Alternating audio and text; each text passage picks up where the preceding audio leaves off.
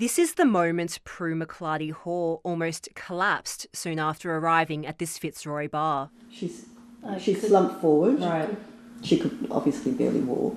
It was the second time Prue says she's had her drink spiked. I thought I had done everything that you're supposed to do to protect yourself. She tested positive for benzodiazepine, with the drug most likely to be rehypnol.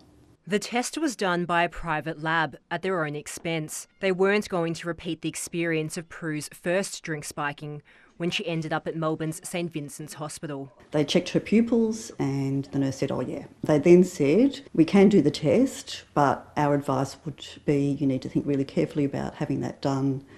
If you test positive for something, that could go on your permanent record, and that can affect future job prospects. Prue didn't go to police.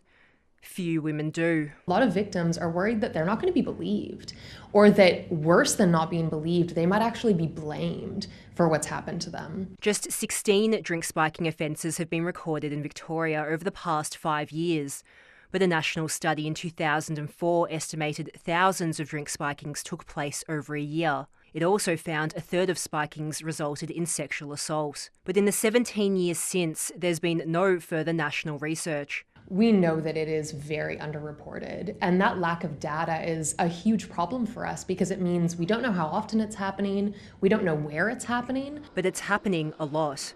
When sex education campaigner Chanel Contos asked her Instagram followers about it, she was inundated with stories of drink spiking. At a work event at a Sydney law firm, an 18-year-old girl on her first night out in Canberra.